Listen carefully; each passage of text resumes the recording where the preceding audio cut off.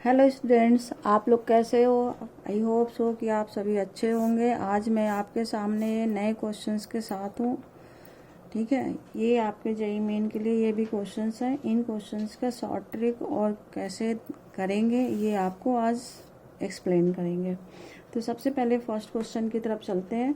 If A is singular matrix of order n then A into adjoint A equal to null matrix, row matrix, identity matrix या none of these.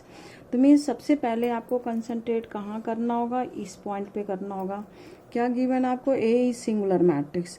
तो means आपको singular matrix की definition मालूम होना चाहिए। दूसरा point यहाँ पर होना चाहिए कि इसका फॉर्मूला आपको मालूम होना चाहिए, ए इंटू एडजॉइंट ए। ठीक है, ये दो फॉर्मूले अगर आपको मालूम है तो आप तुरंत टिक लगा दोगे कि आपका आंसर क्या होगा।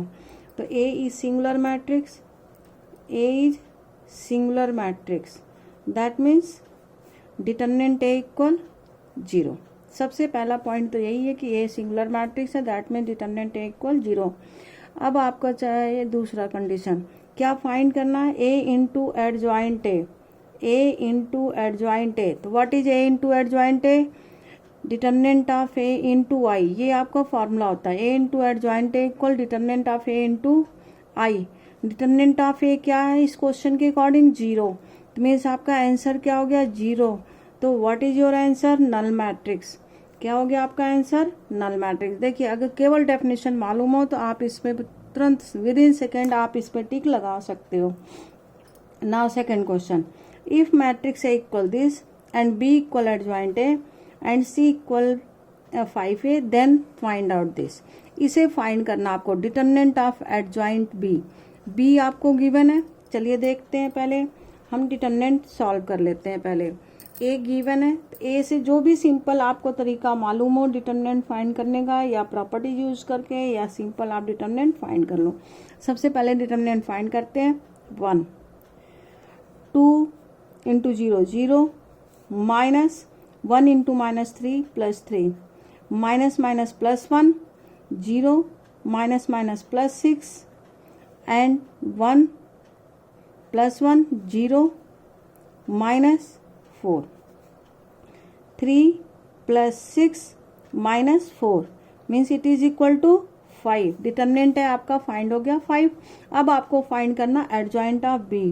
तो एडजॉइंट ऑफ बी इक्वल, जो रिलेशन आपको गिवन है इसी में एडजॉइंट आप अप्लाई करो। एडजॉइंट ऑफ एडजॉइंट ए, तो आप देखिए यहाँ 2 टाइम्स एडजॉइंट हो रहा है और आपको फाइंड करना है determinant.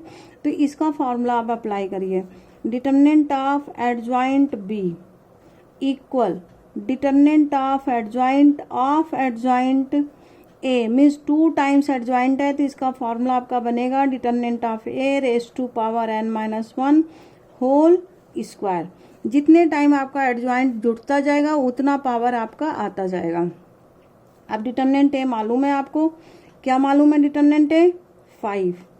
N means order, n means order. What is order of A, 3 3 minus 1 whole square, that means 5 raise to power 4।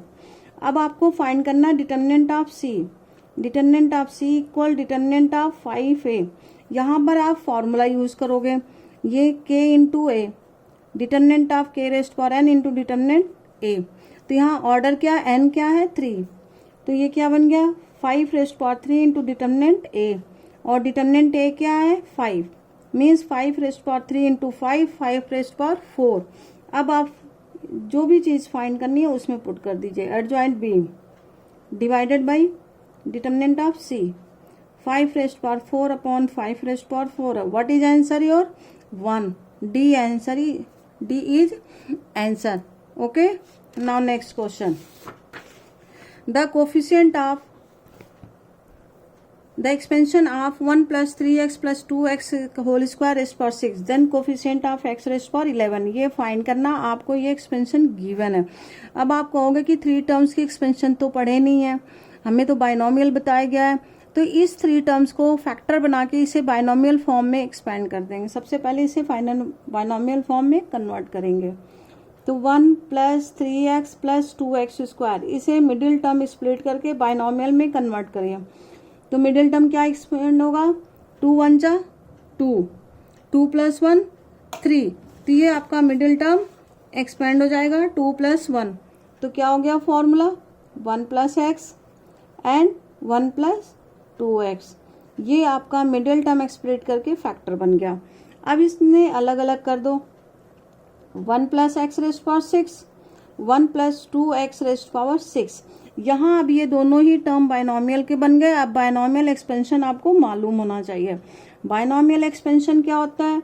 1 + x⁻n का बहुत ही सिंपल और इजी बायनॉमियल इसका होता है nc1 x, nc2 x², nc3 x³ dash dash dash at last ncn x⁻n। Means जितना power term होगी उतना तक आप इसको लिखते जाओगे।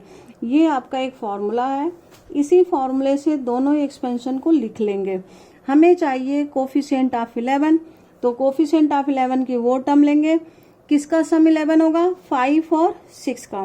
मीन्स एक टर्म 5 की बनेगी और एक टर्म 6 की बनेगी। तो आप लिखोगे कोफिशिएंट ऑफ x⁻11। तो देखो आप क्या लिखोगे शॉर्टकट तरीके से, n की जगह है 6, c5 और लिख दो c6। अब इसका टर्म क्या है जल्दी बताओ? एक का 2⁵ बनेगा और दूसरे का 6c5 6c6 2⁵6। ये दोनों टर्म आपके सेम हो गए। देखो 5 + 6 11 बन रहा, 5 + 6 11 बन रहा है। मीन्स आपको यही दो टर्म लेने हैं। तो 6c5 हो गया 6। ये आपका बहुत ही शॉर्ट ये फॉर्मूला है। और 6c हो गया 1 2⁵5। Same here 6 × 1 2⁵6। तो 6 कॉमन आ गया, ये भी इंटू है 6 2⁵5, 6 × 2⁵5 कॉमन 1 + 2, तो 6 × 32 × 3। पहले 6 का मल्टीप्लाई कर लो, 6 2 = 12, 6 3 = 18, 18 and 19 3। तो क्या आ गया? 19 3 = 57, 5 7 6। It is your answer. Check your answer is where is D. Your answer is D part. Okay. तो जब भी आपको इस तरह का कोई एक्सपेंशन बनता है 1+ के फॉर्म में, 1+ का ये बायनॉमियल एक्सपेंशन होता है, x⁻11 लेना है, तो आप उनका लास्ट टर्म बनेगा 6, तो 5 और 6 केवल हमें लेना है, बाकी कोई टर्म हमें लेना ही नहीं है। अंडरस्टूड? तो ये आपका एक और शॉर्टकट है बायनॉमियल के लिए। Next, if A, B and C are 3 events such that probability of B equal 3/4, probability of A intersection B C dash, C dash means complement, ये complement है 1/3, probability of A complement intersection B complement equal 1/3, then find out probability of B intersection C।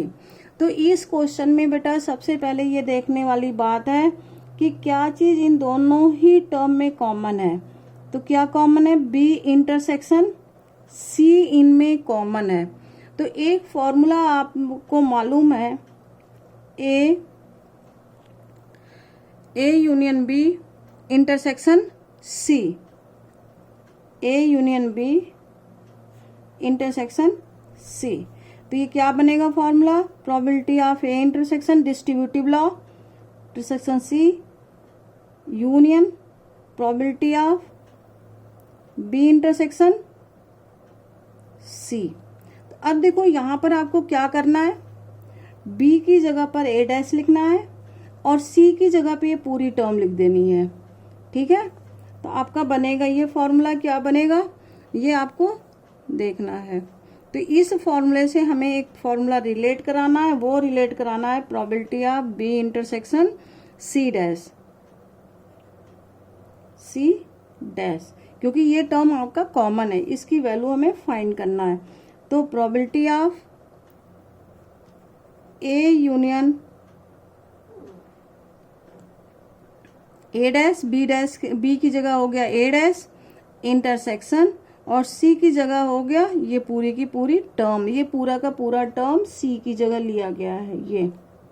अब आप formula बनाओगे distributive property, तो probability of A intersection B intersection C dash union probability of A dash intersection B intersection C dash. अब देखो ये value given है, ये value given है, यहाँ पुट कर दो तो क्या गिवन है, ये 1/3 प्लस 1/3 मीन्स 2/3। बट हमें फाइंड करना probability of B intersection C, तो यहीं पर आप ये फॉर्मूला लगा सकते हो। इसका दोबारा फॉर्मूला क्या हो सकता है, दोबारा इसका formula probability of B minus probability of B intersection C. अब बी की भी वैल्यू आपको गिवन है, यहाँ पुट कर दो, -3/4 कर लो equal minus probability of B intersection C. अब माइनस करो, 4 2 जा 8, 8 3 9, तो क्या आ गया answer 1/4।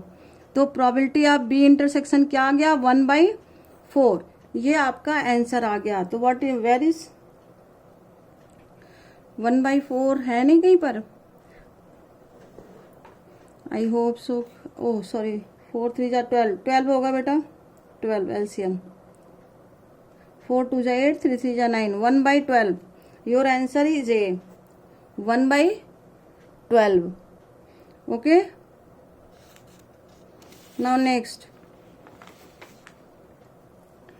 the number of solution of the equation 1 plus sin x into sin square x/2 equal 0 minus pi to pi।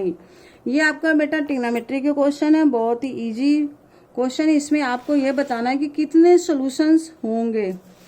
ठीक है, तो अब आपको इसको चलिए पहले ट्रिग्नोमेट्री की क्वेश्चन थोड़ा सा आपको जानना होगा। तो चलिए ट्रिग्नोमेट्री क्वेश्चन के कुछ फॉर्मूले याद करते हैं।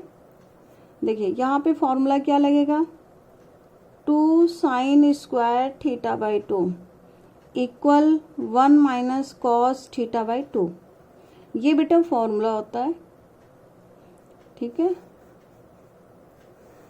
सॉरी ये 2 नहीं आएगा, 2 ऑलरेडी यहाँ है, तो 1 माइनस कॉस θ आ जाएगा।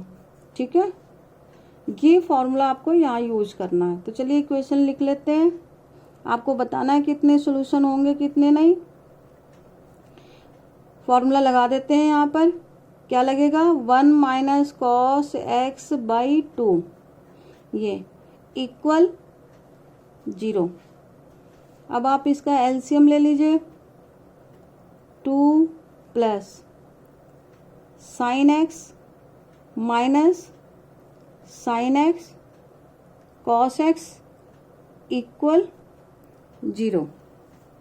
ओके, अब इसको इक्वेशन किस फॉर्म में बनाना है, क्वाड्रेटिक फॉर्म में। तो कैसे बनाओगे इसे क्वाड्रेटिक फॉर्म में formula, can you tell me. Hello, 2 plus sine x, बेटा यहाँ भी 2 का मल्टीप्लाई एंड 2 का डिवाइड करके इसे पहले फॉर्मूला बना दो, equal 0। LCM 4 plus sorry 2 sine x minus 2 sine x equal 0। That means sine 2x plus 2 sine x plus 4 equal 0। बेटा अगर इन चीज़ों को देखा जाए, आपको आगे कुछ भी अब एक्सप्लेन करने की ज़रूरत नहीं है, आपका एमसीक्यू क्वेश्चन है। तो अगर आपको डायमंड रेंज का कुछ आइडिया हो तो आप यहीं देख के पता कर सकते हो। ये माइनस हो जाएगा, ये भी माइनस, तो इसे देख के पता कर सकते हो कि ये इक्वेशन ही पॉसिबल नहीं है। क्यों? क्योंकि साइन का रेंज क्या होता है, -1 to 1। साइन का रेंज क्या होता है, -1 to 1। मीन्स इन दोनों टर्म को कितना भी ज्यादा आप ले जाओगे इक्वल टू 4 नहीं बना सकते। ठीक है, ये -1 से 1, ये भी -1 से 1 तक। That means this is not possible, ये इक्वेशन ही पॉसिबल नहीं है। तो this is not possible, not possible. तो आप क्या करोगे, कितने आंसर होंगे, नो आंसर, कोई भी सॉल्यूशन नहीं होगा, एक ही 0। मीन्स कितने सॉल्यूशन होंगे, 0। तो ये आपके कुछ क्वेश्चंस हैं आज आपके लिए। ठीक है, इसे आप लोग पढ़ेंगे। अगर आपको लगेगा कि हाँ आपके लिए ये बेनिफिशियल है, आपको कोई फ़ायदा दे सकता है, तो आप इसे ज़रूर लाइक एंड सब्सक्राइब करें।